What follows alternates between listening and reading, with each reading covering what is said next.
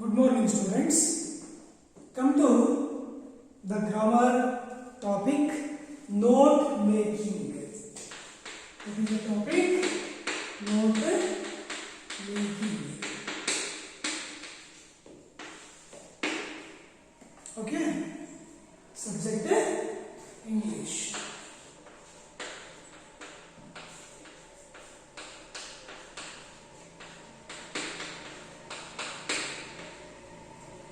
See, it's a very easy topic. One of the easy topics in grammar. Okay, it carries 4 marks. How many marks? 4 marks topic. 4 marks. See, very simple.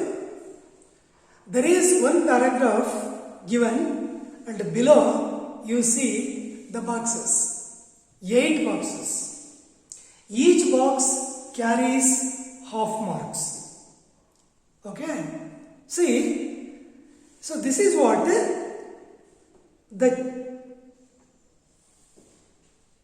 it is not a choice question, but it is compulsory. You have to do it. There is no other option to change other topic. It is must. So, carefully you read the paragraph, the given paragraph, and after that you go on filling the boxes. It's your duty. You may easily get 4 marks within 6 to 7 minutes. It takes at least 6 to 7 minutes. Because you have to prepare the boxes as given below, means in this topic, right? Let us come to the question. How question appears? Read the following passage. Do you understand? Read the following passage and make notes by drawing and filling the boxes given below. Read the following passage means, so this is the passage. It is a paragraph.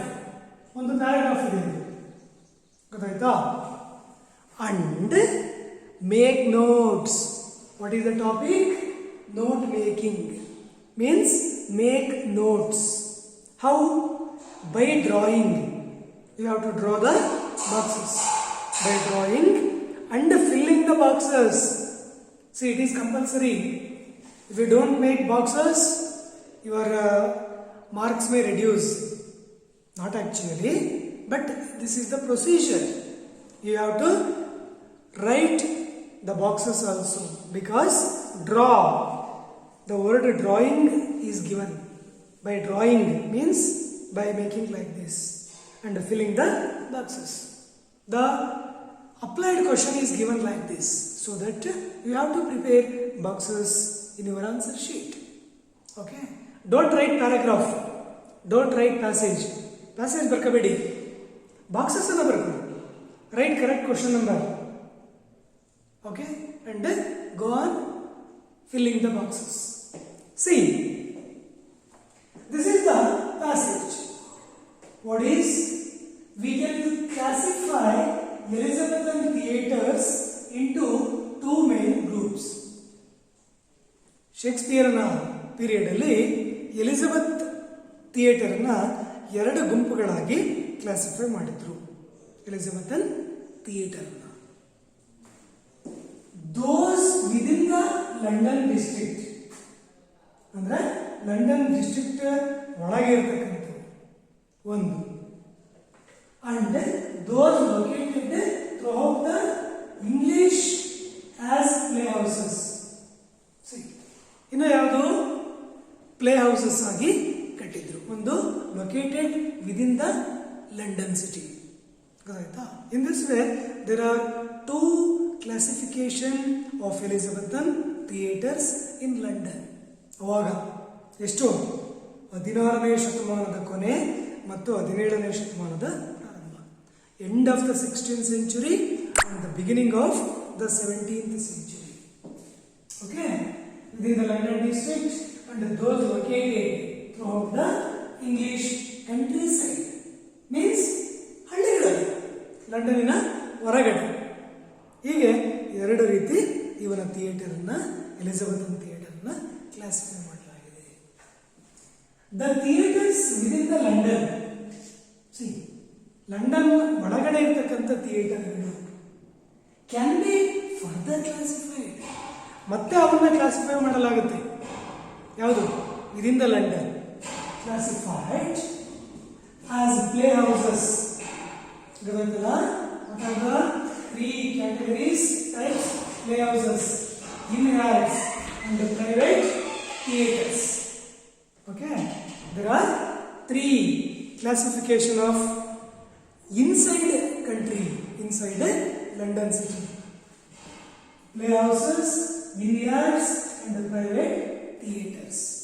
Okay, the Globe was the most well known of all the Renaissance stages.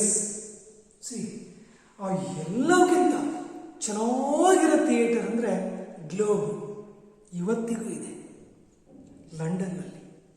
Shakespeare partner ಆಗಿ ಕಟ್ಟಿದ್ದು, ಒಬ್ಬನ ಕೈಲಿ ಆಗ್ತಿರ್ಲಿಲ್ಲ, partner ಆಗಿ, association ಆಗಿ. Okay, well known, the globe was the most well non. ಬರೀ well known ಅಲ್ಲ, most well non of all the Renaissance stages. See, Renaissance stages ಅಲ್ಲಿ ಏನಿದ್ವೋ ರಂಗಮಂದಿರಗಳು, ಅವೆಲ್ಲವಿಗಿಂತ ಸಖತ್ತಾಗಿ, ಸೂಪರ್ ಆಗಿ ಕಟ್ಟಿದ್ದು, ಸೂಪರ್ ಆಗಲ್ಲ, ಒಳ್ಳೆ well bricks and cement, okay, ಕಟ್ಟಿದ್ದು ಯಾವುದು? Associated with Shakespeare. ನೋಡಿ, ಶೇಕ್ಸ್ಪಿಯರು ಅವನು ಸಹ ಅದರ ಒಡೆತನ ಇದೆ, ಗೊತ್ತಲ್ಲ? ಅವನು ಒಂದು ತನ್ನ ಒಂದು ಪಾಲುದಾರಿಕೆ, ಗೊತ್ತಲ್ಲ, ಇದೆ. But Shakespeare main important. Associated with Shakespeare besides the globe. ನೋಡಿ, ಬಿಸೈಡ್ಸ್ ದ ಗ್ಲೋಬ್, ಗ್ಲೋಬಿನ ಜೊತೆಗೆ ಡ್ಯೂರಿಂಗ್ ಹಿಸ್ ಲೈಫ್ ಟೈಮ್, ಅವನು ಬದುಕಿದ್ದಾಗ, ಡ್ಯೂರಿಂಗ್ ಹಿಸ್ ಲೈಫ್ ಟೈಮ್ ಅಂದರೆ ಅವನು ಬದುಕಿದ್ದಾಗ ಈ ಒಂದು ಥಿಯೇಟರನ್ನು ಆಲ್ರೆಡಿ ಕಟ್ಟಲಾಗಿತ್ತು. ಅಸೋಸಿಯೇಟೆಡ್ ವಿತ್ ಹಿಸ್ ಫ್ರೆಂಡ್ಸ್, ಯಾರು ಇಕಾನಮಿಕಲಿ ಪವರ್ ಇದ್ರು ಅಂಥವ್ರ ಜೊತೆಗೆ. Okay, ಶೇಕ್ಸ್ಪಿಯರ್ಸ್ place. ಶೇಕ್ಸ್ಪಿಯರ್ ಅಂದ ತಕ್ಷಣ ನಮ್ಗೆ ಯಾವುದು ಜ್ಞಾಪಕ ಬರೋದು? ಅವನ ಪ್ಲೇಸ್ ಎಷ್ಟು? 37 place. ಶೇಕ್ಸ್ಪಿಯರ್ಸ್ place were performed outside London. ನೋಡಿ, ಅವನೇ ಬರೆದಿರೋ ನಾಟಕಗಳನ್ನು, ಕೆಲ ಪಾತ್ರಗಳಲ್ಲಿ ಅವನೇ ಅಭಿನಯಿಸಿರೋ ಕೆಲವೊಂದೊಂದು ನಾಟಕಗಳನ್ನು ಏನು ಪರ್ಫಾರ್ಮ್ ಮಾಡ್ತಾ ಇದ್ರು? ಪರ್ಫಾರ್ಮ್ಡ್ ಔಟ್ಸೈಡ್ ಲಂಡನ್, ಲಂಡನ್ನಿನ ಹೊರಗಡೆ, outside London, by touring theatre companies. ಹೆಂಗೆ? ಇಲ್ಲಿ ಸಾಣೆಹಳ್ಳಿ ರಂಗ ತಿರುಗು ಮಂದಿರಗಳು, ತಿರುಗುದಾಣಗಳು ಅಂತಿರಲ್ವಾ, ಅಥವಾ ನಾಟಕಗಳು ಅಂತ. ಹಾಗೆ ಮತ್ತೆ ಈ ಮುರುಘಾ ಮಠದ ಕೆಲವೊಂದೊಂದು ನಾಟಕಗಳನ್ನು outside Chitradurga, outside other districts. ಹಂಗೆ ಇಲ್ಲ ಅಷ್ಟೇ, ಶೇಕ್ಸ್ಪಿಯರನ ಕೆಲ ನಾಟಕಗಳನ್ನು outside the London touring theatres, ಏನಂತ ಕರಿತಿದ್ರು ಅವನ್ನ? Touring theatre companies.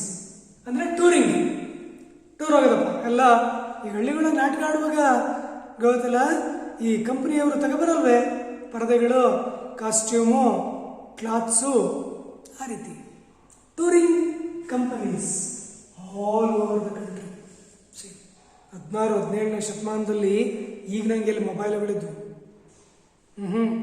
ಅವಾಗಿದ್ದು ಬರೀ ನಾಟಕಗಳಷ್ಟೇ. ಅದನ್ನೇ ನೋಡಿ ಎಂಜಾಯ್ ಮಾಡ್ತಾರೆ ಲಂಡನ್ನಲ್ಲಿ. ನೋಡಿ ಅಂತ ಒಂದು ಪ್ಯೂರ್ ಸಿಟಿಯಲ್ಲಿ companies all over the country in town halls and outdoors. ಅಂತಲ್ಲ, ಟೌನ್ ಹಾಲ್ಗಳಲ್ಲಿ ಮತ್ತು ಔಟ್ಡೋರ್ಸ್, ಹಳ್ಳಿಗಳಿಗೂ ಹೋಗಿ ಗೊತ್ತಾಯ್ತಲ್ಲ, ಪರ್ಫಾರ್ಮ್ ಮಾಡ್ತಾ ಇದ್ರು. ಮಾಡ್ತಾರೆ. ಯಾಕಂದರೆ ಜೀವನ ಮಾಡಬೇಕು. ಈ ರೀತಿ ಶೇಕ್ಸ್ಪಿಯರು ಕಷ್ಟಪಟ್ಟಿದ್ದಾನೆ. ಬಟ್ ಅವನ ಸಾಧನೆ ಏನಪ್ಪ ಅಂದರೆ ಬರೀ 37 ನಾಟಕಗಳಲ್ಲ, 154 ಸಾನೆಟ್ಸ್ ಅಲ್ಲ, 2 ಲಾಂಗ್ ನೆರೇಟಿವ್ ಪೊಯಮ್ಸು ಅಲ್ಲ, ಜೊತೆಗೆ besides globe theatre. C it is is credit. C town halls and outdoors, this is A passage. ಅರ್ಥ ಆಯ್ತು? ಈಗ ಪ್ಯಾಸೇಜ್ ಅಂದರೆ ಈ ರೀತಿ ಇರುತ್ತೆ, ಒಂದು ಪ್ಯಾರಾಗ್ರಾಫ್ ಅಷ್ಟೆ. ಈಗ ಕೆಳಗಡೆ ಏನಿದೆ ನೋಡಿ. ಎಲಿಜಬೆಥನ್ ಥಿಯೇಟರ್ ಕ್ಲಾಸಿಫೈಡ್ ಆನ್ ಲೊಕೇಶನ್. ಇಲ್ಲಿ ಅವನ ಥಿಯೇಟರ್ನ ಲೊಕೇಶನ್ ಮಾಡಲಾಗಿದೆ. ಗೊತ್ತಾಯ್ತಾ? ಹೆಂಗೆ? ಒಂದು ವಿದಿನ್. ಗೊತ್ತಾಯ್ತಲ್ಲ? ಈಗ ಇದು ಬನ್ನಿ. ವಿದಿನ್ ಏನಂತ ಇದೆ ಅಲ್ಲಿ? Within London. ಏನಾದ್ರೆ London.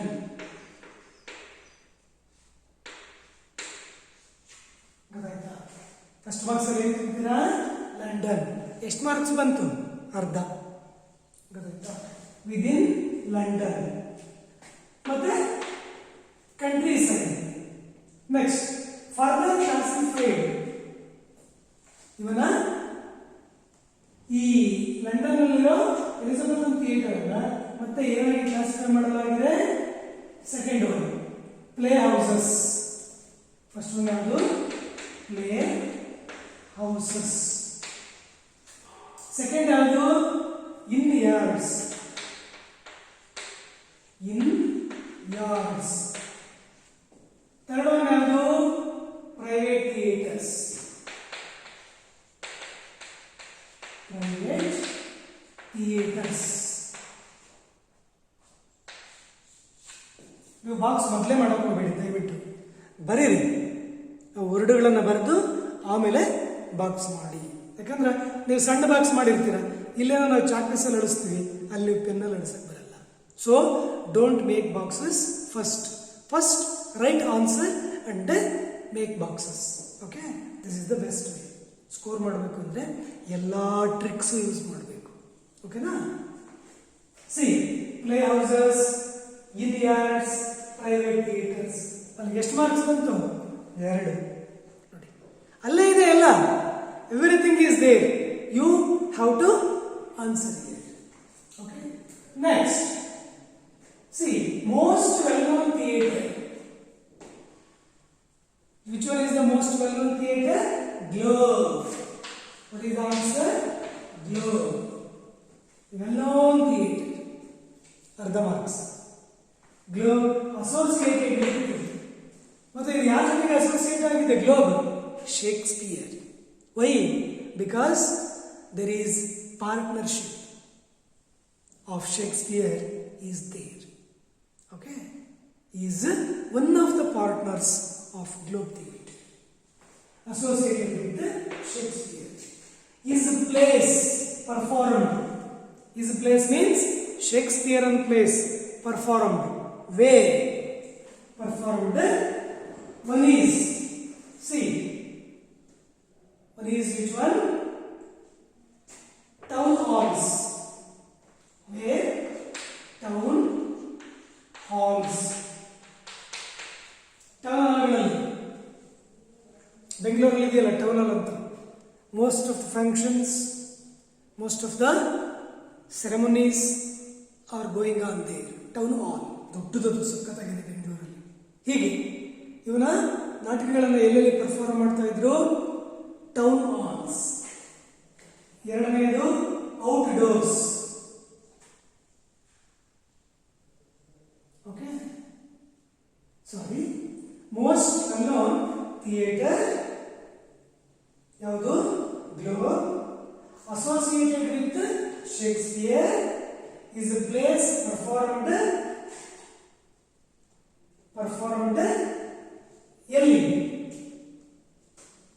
Is place performed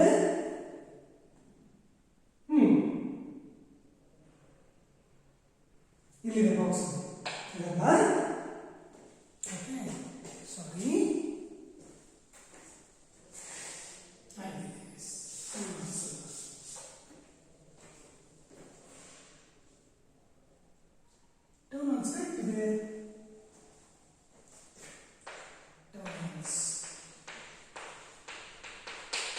it's good town but ಇಲ್ಲಿದೆ 6th ಒನ್ ಈಗ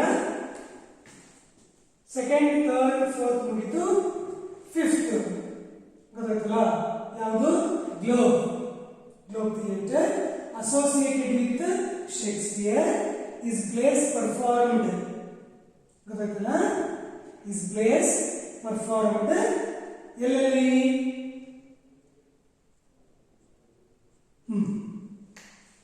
were performed outside London.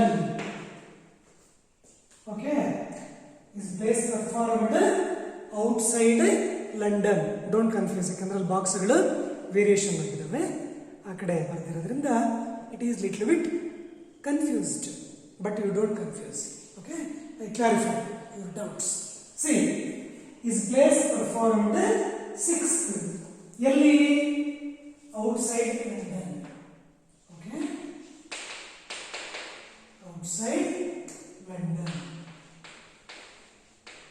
outside London by touring theatre companies. See, ದೊಡ್ಡದ ಬರಬೇಕು by ಯಾವುದರಿಂದ touring theatre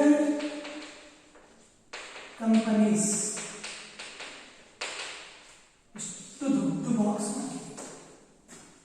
Okay, outside countries, outside London by touring theatre companies.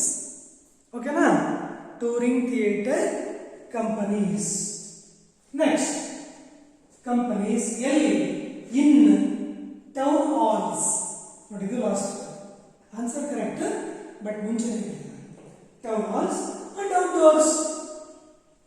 ಹಿಂಗೆ ತುಂಬ easy ಇರುತ್ತೆ ಈ topic. ಇನ್ನೊಂದ್ಸರಿ ನೋಡಿ, ಯಾಕಂದ್ರೆ ನಿಮಗೆ ಡೌಟ್ ಇದೆ. ಇನ್ನೊಂದ್ಸರಿ ಕ್ಲಿಯರ್ ಮಾಡಿ. Elizabeth theatre classified on location. ಈ ಲೊಕೇಶನಲ್ಲಿ ವಿದಿನ್ ಲಂಡನ್ ಮತ್ತೆ ಕಂಟ್ರೀಸ್. ನೆಕ್ಸ್ಟ್ ಫರ್ದರ್ ಕ್ಲಾಸಿಫೈಡ್ ಒಂದು play houses, in yards, private theatre. Next ಈ ಕಡೆ ಮೋಸ್ಟ್ ವೆಲ್ ನೋನ್ ಥಿಯೇಟರ್ ಯಾವುದು?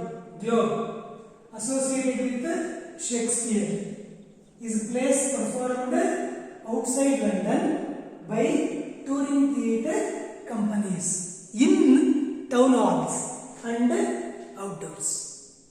Okay, isn't it? So this is what note making. ಈ ರೀತಿ passage ಅನ್ನು ಕೊಟ್ಟಿರ್ತಾರೆ. ಆ ಪ್ಯಾಸೇಜ್ ಅನ್ನು ಓದ್ಕೊಂಡು ಕೆಳಗಡೆ ನೀವೇನ್ ಮಾಡ್ತೀರಾ, ಫಸ್ಟ್ ಬರೀರಿ, ಬರೆದ ಮೇಲೆ ಬಾಕ್ಸ್ ಮಾಡಿ. ನೋಡಿ, ಒತ್ತಿ ಹೇಳ್ತಾ ಇದ್ದೀನಿ. I advise you don't make boxes before. First you write down the answer and correct root use the boxes. ಎಲ್ಲೆಲ್ಲಿ ರೂಟ್ ಇದೆಯೋ ಅಲ್ಲಿ ಬಾಕ್ಸಸ್ ಅನ್ನ ಯೂಸ್ ಮಾಡಿ. ಅರ್ಥ ಆಯ್ತಾ? ಅಲ್ಲಿಗೆ 4 ಮಾರ್ಕ್ಸ್ ಫಿನಿಶ್. ಸೊ ಇದೇ ರೀತಿ ಇನ್ನೊಂದಿದೆ, ಹಂಗೆ ಓರಲ್ ಆಗಿ ಹೇಳ್ತೀನಿ. ಗೊತ್ತಾಯ್ತಲ್ಲ? ನೀವು ಕ್ಲೀನಾಗಿ ನೋಡ್ಕೊಳ್ಳಿ. ಗೊತ್ತಾಯ್ತಾ? Next one. Read the following passage and make notes by drawing and filling the boxes given below. ಗೊತ್ತಾಯ್ತಲ್ಲ? 31st question. Paradise Lost ನಿಮಗೆ ಕೇಳಿಸ್ಕೊಂತಿದ್ದೀರಾ? You should have text books in your hand. Okay, ನಿಮ್ಮ ಕೈಯಲ್ಲಿ ಬುಕ್ಸ್ ಅನ್ನು ಇಟ್ಕೊಳ್ಳಿ. ನಿಮ್ಮ model question papers ಇವು. Page number 154 open ಮಾಡ್ಕೊಂಡು ಇಟ್ಕೊಂಡಿರಿ. ಗೊತ್ತಾಯ್ತಲ್ಲ? ಗ್ರಾಮರಿಗೆ ಆಗಲಿ, ಕಂಟೆಂಟ್ಸಿಗೆ ಆಗಲಿ, ಟೆಕ್ಸ್ಟ್ಗೆ ವರ್ಕ್ ಬುಕ್ ಮತ್ತು ಟೆಕ್ಸ್ಟ್ ಬುಕ್ ಇಂಪಾರ್ಟೆಂಟ್. ಇವು ಟೆಕ್ಸ್ಟ್ ಬುಕ್ಕಲ್ಲಿರೋ ಮಾಡ್ತಿದ್ದೀನಿ ನಾನು. ನೀವು ಏನು ಉಳಿದವ ವರ್ಕ್ ಬುಕ್ಕಲ್ಲಿರೋ ಮಾಡಿ. ಓಕೆನಾ? See, Paradise Lost is an epic. ಇದೊಂದು ಮಹಾಕಾವ್ಯ in blank verse by the 18th century English poet John Milton. John Milton ಬರೆದಿರೋ 17ನೇ ಶತಮಾನದ ಒಬ್ಬ ಮೇರು ಕವಿ ಜಾನ್ ಮಿಲ್ಟನ್ ಬರೆದಿರೋ ಒಂದು ಮಹಾಕಾವ್ಯ ಪ್ಯಾರಡೈಸ್ ಲಾಸ್ಟ್. ಒಂದು ಬುಕ್ ಅಲ್ಲ ಇದು, ಗೊತ್ತಲ್ಲ? ಸುಮಾರು 12 to 13 ಬುಕ್ಸ್ ಇದಾವೆ ಇವು. The first version first version second ಅಂತ ಮಾಡ್ತಾ ಇದ್ರು. The first version published in 1667 ಎಷ್ಟರಲ್ಲಿ 1667 ಕನ್ಸಿಸ್ಟೆಡ್ ಆಫ್ 10 books. ಎಷ್ಟು ಬುಕ್ಸ್ ಇದಾವೆ ಇಲ್ಲಿ? 10 books. ಓಕೆ, ಎಲ್ಲಿ? ಪ್ಯಾರಡೈಸ್ ಲಾಸ್ಟ್ ಅಲ್ಲಿ. With over 10,000 lines of verse. 10,000 lines of verse, 10,000 ಸಾಲುಗಳಿವೆ ಒಂದೊಂದು Paradise Lost. Book first, book second, book third ಅನ್ನೋದರಲ್ಲಿ. A second edition followed in 1674. ಗೊತ್ತಾಯ್ತಲ್ಲ? ಸೆಕೆಂಡ್ ಎಡಿಷನ್ 1674 ಅಲ್ಲಿ, ಫಸ್ಟ್ 1667. Arranged into 12 books. ಗೊತ್ತಾಯ್ತಲ್ಲ? Arranged into 12 books with minor versions. ನೋಡಿ, 10 ಮತ್ತೆ second edition ಅಲ್ಲಿ 12 books. ನಾನು ಹೇಳಿದ್ನಲ್ಲ ಆಗಲಿ, 12 books ವಿತ್ ಮೈನರ್ ರಿವಿಷನ್ ಮಾಡಿ ಮತ್ತೆ 12 books ಮಾಡಿದ್ರು. ಯಾಕಂದ್ರೆ ಜಾಸ್ತಿ ಸಾಲುಗಳಾಗ್ತಾವಲ್ಲ ಅಂತ. ಫಸ್ಟ್ 10, ಆಮೇಲೆ 12. Minor revisions throughout and a note on the versification. Versification ಅಲ್ಲಿ ಒಂದು ನೋಟ್ ಇದೆ, key note. It is considered by critics. ನೋಡಿ, ಇಟ್ ಈಸ್ ಅಂದ್ರೆ Paradise Lost. It is considered by critics to be Milton's major work. ಯಾವುದು? Paradise Lost. And helped solidify is a reputation. ನಿಜವಾಗ್ಲೂ ಇಂಥ ಮಹಾಕಾವ್ಯದಿಂದಲೇ ಇವನ ಕೀರ್ತಿ ಉತ್ತುಂಗ ಶಿಖರಕ್ಕೆ ಏರಿತು, ಮಿಲ್ಟನ್ ಅಂತ. Solidify is a reputation as one of the greatest English poets of his time. See, ಅವನು ಬದುಕಿದ್ದಾಗ one of the greatest English poets ಅಲ್ಲಿ this John Milton is also one of them. ನೋಡು, ನಾವೇನು ಶೇಕ್ಸ್ಪಿಯರ್ ನನ್ನ ಮೇರು ಕವಿ ಅಂತೀವೋ, ಎರಡನೇ ಮೇರು ಕವಿ ಇವನೇ, ಮೂರನೇವರು ಜಾನ್ ಕೇಟ್ಸ್. ನೋಡಿ, ಹೀಗೆ ಇಂಗ್ಲಿಷ್ ಅದ್ವಿತೀಯ, ಗೊತ್ತಲ್ಲ, ಅದ್ಭುತ ಕವಿಗಳು. ಗೊತ್ತಾಯ್ತಾ? Anyhow, it is a passage. ಗೊತ್ತಾಯ್ತಲ್ಲ? It is a paragraph. It is a passage. It is a paragraph. ಒಂದು ಸಣ್ಣ ಪ್ಯಾರಾಗ್ರಾಫ್ ಇದೆ ಅಷ್ಟೇ. ಅರ್ಥ ಆಯ್ತಲ್ಲ? ಈಗ ಕೆಳಗಡೆ ಏನೇನಿದೆ ನಿಮ್ಮ ಟೆಕ್ಸ್ಟ್ ಬುಕ್ಕಲ್ಲೆಲ್ಲ ನೋಡ್ಕೊಳ್ಳಿ. ಫಸ್ಟ್ ವರ್ಷನ್ ಪಬ್ಲಿಷ್ಡ್, ಫಸ್ಟ್ ಈ ಕಡೆಗೆ ಬನ್ನಿ, ರೂಟ್ ನೋಡಬೇಕು, ಫಸ್ಟ್ ಸೆಕೆಂಡ್ ಅಂತ 1 ಅಂತ ಕೊಟ್ಟ. ಪ್ಯಾರಡೈಸ್ ಲಾಸ್ಟ್ ಈಸ್ ಏನದು? N EPIC poem in blank verse. What is first box? An epic poem ಅಂತ ಬರೆಸೋಣಬಾರ್ದು, in blank verse ಅಂತ ಬರೆಯಬೇಕು. Next epic poem. Yes, an epic poem ಅಷ್ಟು ಬರಿಬೇಡಿ, ಯಾಕಂದ್ರೆ ಎರಡನೇ ಬಾಕ್ಸ್ ಕೊಟ್ಟ ನಮಗೆ ಏನಂತ? In blank verse. First box ಅಲ್ಲಿ ಎಪಿಕ್ poem, ನೆಕ್ಸ್ಟ್ ಬಾಕ್ಸ್ ಅಲ್ಲಿ blank verse. See, this is the style of John Milton, ಬೇರೆ ಯಾರಿಗೂ ಬರಲ್ಲ ನೋಡಿ. ಬ್ಲ್ಯಾಂಕ್ ವರ್ಸ್ ಅದ್ವಿತೀಯ ಅಂದರೆ ಜಾನ್ ಮಿಲ್ಟನ್.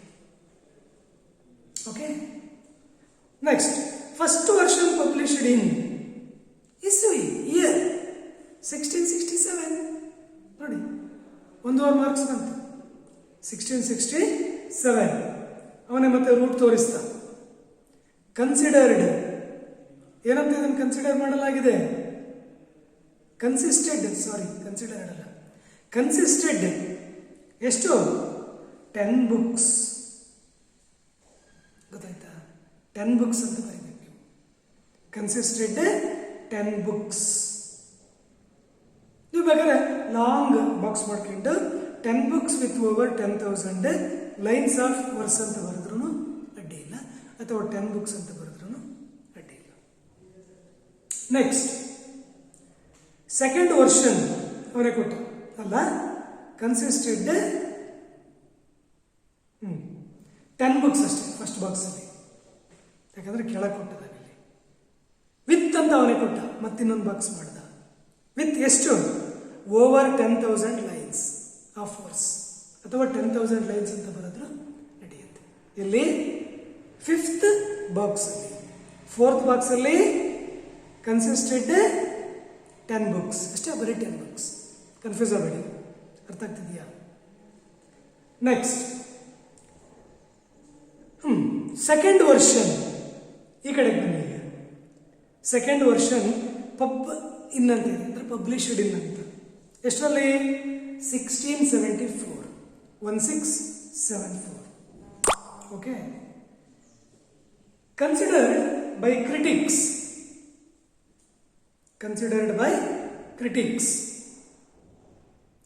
ಓಕೆ. ಏನಂತ ಕನ್ಸಿಡರ್ ಮಾಡಲಾಗಿದೆ? By critics Milton's major work.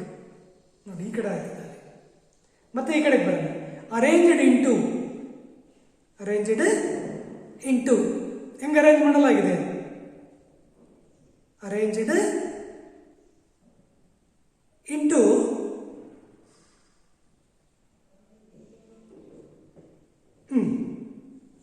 ಸಿಕ್ಸ್ತ್ಗೆ 7 route ತಗೊಂಡು ಹೋಗ್ಬೇಕು ಈಗ ನೀವು. ನೋಡಿ ಹಂಗೆ ಓರಲ್ಲ ಹೇಳಕ್ ಬರಲ್ಲ, ಇವು ವರ್ಕ್ ಮಾಡ್ತಾ ಹೋದ್ರೆ ಮಾತ್ರ ಅರ್ಥ ಆಗುತ್ತೆ. ಗೊತ್ತಾಯ್ತಲ್ಲ? Considered by critics one of the greatest English ಪೊಯಿಟ್ಸ್. ಗೊತ್ತಾಯ್ತಾ? ಮತ್ತೆ ಸೆಕೆಂಡ್ ವರ್ಷನ್ ಪಬ್ಲಿಷ್ಡ್ ಇನ್ 1674. ಅರೇಂಜ್ಡ್ ಇಂಟು ಅಲ್ಲಿ 10 ಇಲ್ಲ 12. Arranged into 12 books. Considered by critics one of the ಗೊತ್ತಲ್ಲ ಮಿಲ್ಟನ್ಸ್ ಮೇಜರ್ ವರ್ಕ್. ಉಳಿದ 8 ಬಾಕ್ಸ್ ಮೇಜರ್ ವರ್ಕ್. ಓಕೆನಾ? ಈ ರೀತಿ ಬಾಕ್ಸ್ ಅನ್ನ ಫಿಲ್ಅಪ್ ಮಾಡಬೇಕು. ತುಂಬ ಈಸಿ, ಡೆಡ್ ಈಸಿ ಟಾಪಿಕ್. ಯಾವುದು? Note making. ಅರ್ಥ ಆಯ್ತಾ? ಇಂಥವು ಕ್ಲಾಸ್ ಸ್ಟಾರ್ಟ್ ಆದಾಗ ಇನ್ನೊಂದು 2-3 ಮಾಡಿಸೋಣ. ಸ್ವಲ್ಪ ಕಷ್ಟಪಡಿ ಇವಾಗ, ಯಾಕಂದ್ರೆ ಈಗ ನಾನೇನು ಮಾಡಿಸ್ತಿದ್ದೀನೋ ಅವೆಲ್ಲ ಈಸಿ ಇರೋವು. ಕ್ಲಾಸ್ ಸ್ಟಾರ್ಟ್ ಆದಾಗ ಬೋರ್ಡ್ ವರ್ಕ್ ಇರೋ ಅಂಥವನ್ನ ಮಾಡಿಸೋಣ. ಇವೆಲ್ಲ ಹಂಗೆ ಹೇಳ್ಬೋದು ಓರಲ್ ಆಗಿ, ಬಟ್ ಒಂದನ್ನು ನಾನು ನಿಮಗೆ ಕ್ಲಾರಿಫೈ ಮಾಡಿದ್ದೀನಿ, ಒಂದು ಎಕ್ಸಾಂಪಲನ್ನು ಕೊಟ್ಟಿದ್ದೀನಿ. ಅರ್ಥ ಆಯ್ತಾ?